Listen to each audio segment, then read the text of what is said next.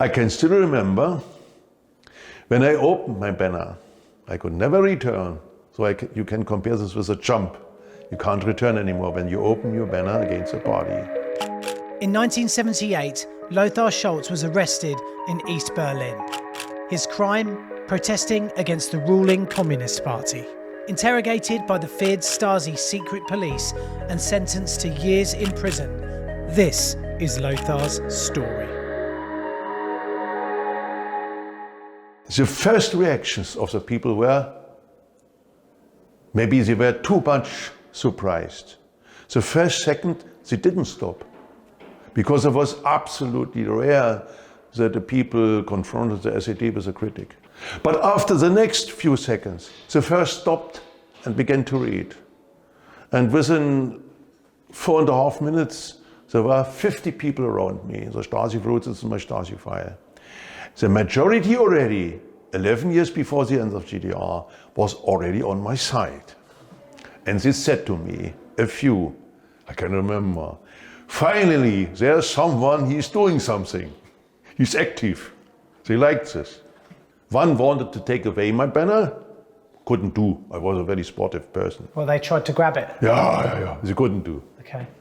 I was very strong. Active sportsman, athlete. And a few told me, we like to live in the GDR. We have a good life here. We are free and all these things. Maybe the work further start in East Berlin, I don't know. But the majority was on my side. And an American journalist years ago told me, Mr. Schultz, there weren't only these 50 people around you. These people went at home and told this event you carried out, this manifestation, to the family members and phoned to others. And next day they told this to the colleagues in the companies, and they told it to others. There was one person criticizing the SED. The Stasi came, as far as I can remember, two in civil dress, showed me an identification card. Was this at home or at work? Where were you? Where were you when they arrested you, when they came? No, they came into this crowd around me. Okay. Also less than 5 minutes later, when I began my action. Wow. It was only a short time. Maybe they were nearby in civil dress and so, in the center of East Berlin. Then they took me to the nearby S-Bahn railway station and brought me immediately to the People's Police Central Hospital, situated in Berlin Mitte, nearby, to taking my blood, to check, to control, did I drink alcohol for courage against the fear, and did I take a medicament or drug against my fear. I haven't done these things. I prepared my own action for this 4 weeks before. I began to prepare everything, my handling to open the big transparent. I had a new dress, new haircut, new shoes, no alcohol, nothing. Telling you this is important because when you prepare weeks long in detail your action without alcohol, without drugs, you are more dangerous for them. So I did do these things right, without reading this in the book. Sorry to interrupt the interview, everyone. I'm really enjoying running this amazing new channel, and we'd love to have your help in taking it further. Please click the subscribe button and the like, and also the notification with the bell, so you can join our community and get notifications about new long-form interviews with people who've had amazing lives. Thank you. When you do spontaneously with alcohol within minutes such small action, then you are less dangerous. Telling you this because important for the end of my story. And then they brought me to the Keibelstraße near the Alexanderplatz on a upper story where the Stasi had some offices and began to interrogate me. Not screaming, not loud, normal sound. Just a conversation. Yeah, there was at first a criminal police. And then I can remember that at least 2 times during the night or after midnight, each time 2 very tall and strong looking sportives in civil dress came into this office and surrounded me a few minutes, very slowly, like a windmill. One was here, other was here, and surrounded me, very narrow. And I was sitting on my stool and didn't move 1 millimeter. Were they trying to intimidate you? Of course. Yeah. And what I want to tell you, be prepared and keep cool. Be your master of your emotions. And I kept 10 minutes at least, absolutely without 1 millimeter moving, and kept cool. This will also be during the prison time. Don't let you provoke, keep cool for your dreams. Keep your health. And they couldn't do nothing with me. When I had done this with my nerves, then they had hit me, of course. How can you turn negative event situations in a positive sense, in a positive direction? So I can do this. Maybe it's a certain character and comes from my birth, I don't know. I have a certain, so I believe strongly on myself. And I believed every moment in the prison I will win. So these guys are intimidating you. They're standing around. I didn't react. You didn't react. What happened after that? Then came the Monday morning and the published news press in the West. And then changed the sound a little bit of the interrogators of the Stasi. Now they knew this is a big case. Did Schulz collaborate with the West or not? And that was the reason Erich Mielke, the Minister for State Security, was immediately involved. Erich Mielke requested a report about myself and my action, written by a colonel of the Stasi, 6 pages. And Erich Mielke wrote a statement, a 7 April, after reading this, to his first deputy. And he suspected me that I didn't do this alone. He suspected me figure out Stasi interrogators the next time. Did Schulz collaborate with the West press or not? I was awake 41 hours, sleepless. During which the Stasi interrogated me in Berlin, also continuing on the motorway in the car, 26 hours. After doing this, I could sleep almost Tuesday, also that was the 4th April, midnight. And the first 7 nights, of course, I was alone in my cell and had to sleep with my back directly on the wooden surface of the small bed, without mattress. And had to look the full first 7 nights in a very bright bulb switched on above the door frame of my cell. To make you weaker, maybe, to make me less resistant. I would say the reason had been, I think, after the suspicion of Erich Mielke. The Stasi wanted to make me weaker, less resistant with these methods, to get the confession, yes, I cooperated with the West. But I was innocent, and for me it was no problem to withstand. Then I was the following 3 weeks, again, alone in my small cell of only 7.5 square meters. So I lived the first 4 weeks in my cell alone, and then the following 4 months with 2 fellow prisoners. Yeah, I can tell you, after my studies, that the Stasi was able, statistically, as an average, in every 70 prisons they had, to recruit between 7 up to 9% of political prisoners to become so-called cell informators, also spies. And I don't know this. Maybe the second one, more intelligent, had been against me a spy. But I was innocent and the Stasi couldn't get new information. My trial took place in the regional court where I lived in Greifswald.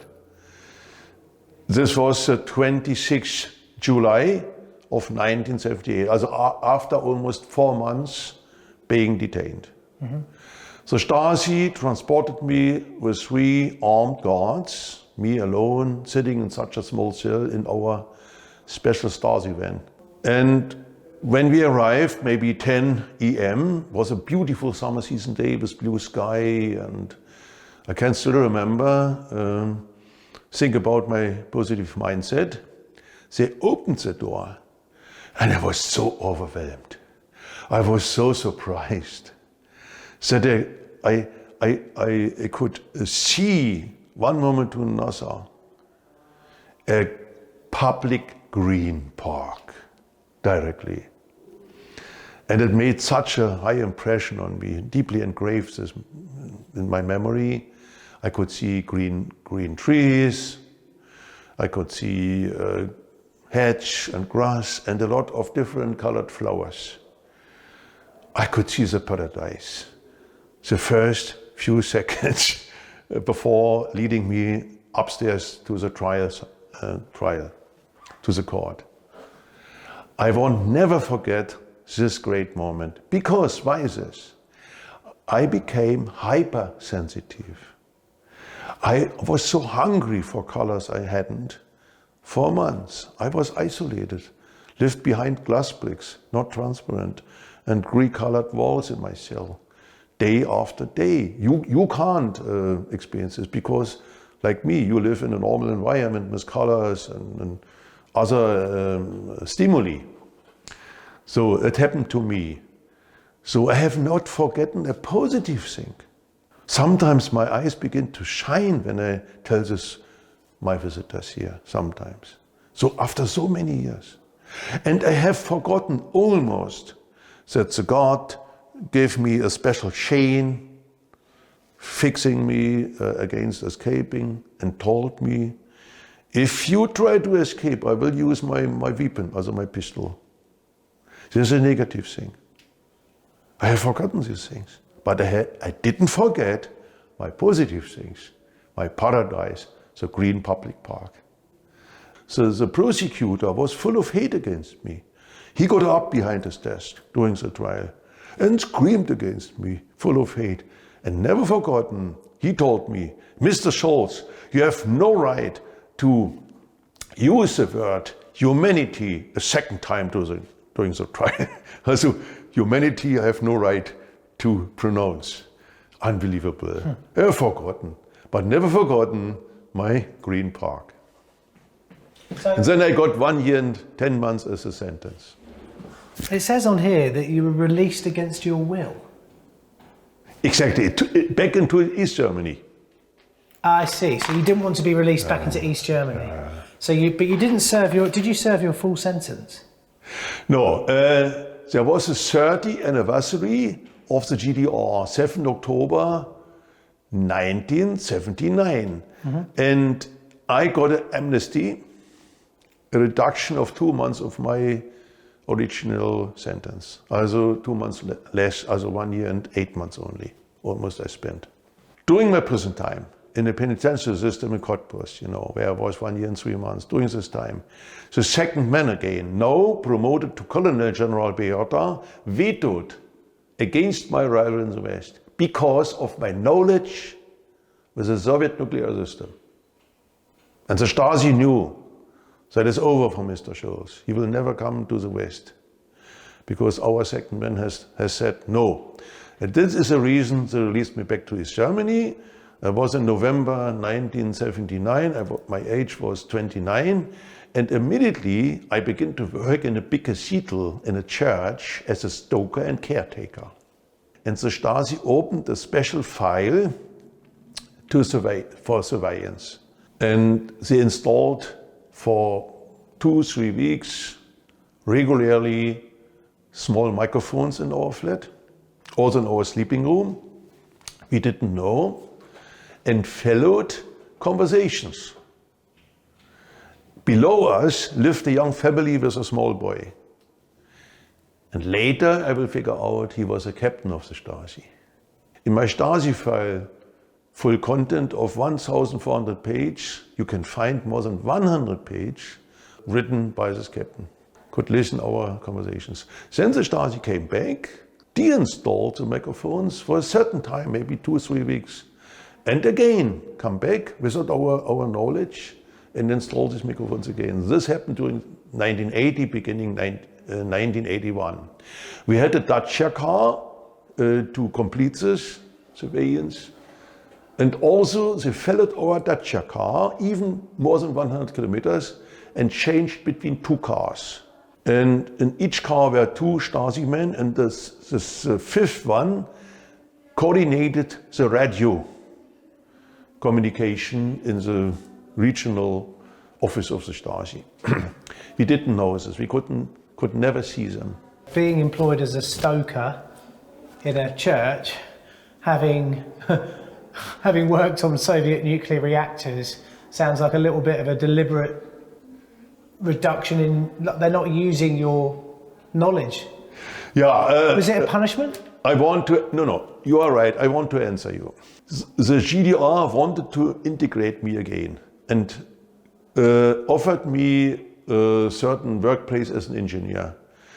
But you must know, as a former East German, that you have no chance anymore. They won't forget your action. You will be every time an enemy. You can't never climb the ladder of your engineering career. And then I told them, no, I want to continue my way for freedom. And you can't integrate me again as a German citizen, East German citizen. And so my fight continued. And the best was not to work for the state. You should work for the church, because you have to work in the GDR. It was forbidden not to work, otherwise detained again. After almost 3 years of a fight, my wife was already 9 months in the West. She could escape in July or June 80 to the West because there was a Bulgarian citizenship. I had a phone call with my wife in the West, and I said to my wife, I will organize and carry out a second peaceful action against the Communist Party, and this time in Berlin, of course, and I will choose a large scale. And I said to her, never happened before in the GDR. Against the Communist Party. So Stasi could illegally listen every word. I didn't know this. They organized immediately after this a meeting in the district administration of the Stasi in Magdeburg. And some officers said, we want to get rid of him. He will do it. We can't avoid it. Can you remember my first action? Properly organized. They knew my character. The Stasi said, we can't avoid this, he will do it. He's crazy. And after this meeting, Colonel Lieutenant Neumann wrote a statement, I have this with me, in direction of the veto to the ministry. And the last sentence is interesting. After these facts he wrote, he urged the ministry to let me go. The high office of the Stasi urged the ministry, let him go.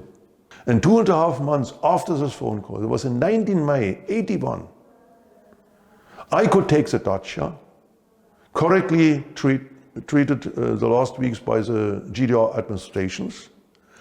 We approached Marienborn-Helmstedt on the motorway, I approached on the motorway. The same happened to me, correctly treated. And then came an officer, a young officer to me, very tall, 2 meters, very slim, sportive, a first lieutenant, and asked me friendly, before entering my car for the West, Mr. Scholz, how do you want to leave our GDR? And I said to this first lieutenant, Mr. First Lieutenant, few seconds later I will be free. After 3 years of fight, I'm so happy. No? And I will be free. My last words in the GDR. Later, you will know I was a masked, camouflaged first officer of the Stasi. And then I passed the boundary post with our 3 colors of our flag, black, red, gold, and I was free. And believe me or not, my happiest moment in my life, until the end of my life, believe me. And I became one of the happiest persons in the world. I have still problems to believe it. Can you see my smile, my shine in my eyes? I can. This makes me happy. Yeah. What was it like arriving in the West? You must have heard so much about it. Had you... The first was other smell on the motorway, and the cars run so fast. The speed, I wasn't get used to this high speed. No? It was my Dacia car. No? And then my wife had already made very good steps for her own practice. And the first thing I bought in a small supermarket was pineapples. We didn't know in GDR, a small conserved dose of pineapples. And I must say you, the following weeks I was absolutely tired, really exhausted. There came the reaction. And then I joined soon a 3 months intensive stage of English learning. I had at school Russian and Latin, a little bit English. And I joined it. And doing this 3 months, I got 13 work offers. Because my professor Werner Albing was also well known in the West. And began to work in West Germany without recovering, without holidays, nothing, in 2nd January 82. Can I ask you, after reunification, a lot of people had access to their Stasi files. Yeah. What was that like for you? What did you find anything in your files that surprised you? Were there people who you trusted, who you found out were informers, or? I mean, it must have been very difficult for a lot of people to go through. Also for me, it was excellent that even suspected people, I thought maybe they worked for the Stasi, like against me. I was wrong. That was a good surprise. That is amazing. That is such a different way of telling that story. The fact that and that shows your positivity, that you were happy to find that people weren't informers. They didn't work for the Stasi. It was a good, positive surprise. What is your message to the society, to the future, bearing in mind what you've lived through and what you've done? Exactly. That my highest value in my life, I absolutely appreciate, is the freedom for the people, for the society, in a democratic system, with so many possibilities. And appreciate like work performance. Without a good performance, you will fail. And this the GDR did do. They didn't accept my hard work performance. Ideology was more important. And be honest to yourself. Follow your honest convictions. Maybe you will make a sacrifice. Maybe you will get a disadvantage.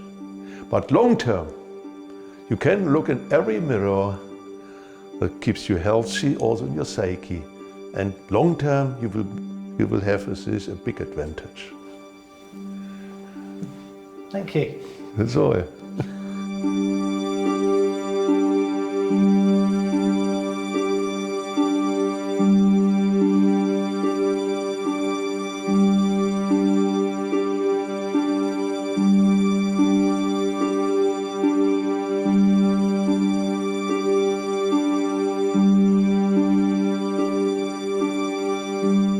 Hello, I'm David Macmillan. I was a smuggler for nearly 40 years, and that involved prison, which I took on the chin mostly, but sometimes it just doesn't work out. Bangkok was one of those. Execution, or near enough to it, 2 weeks away, and that meant, when it comes to prison, escape.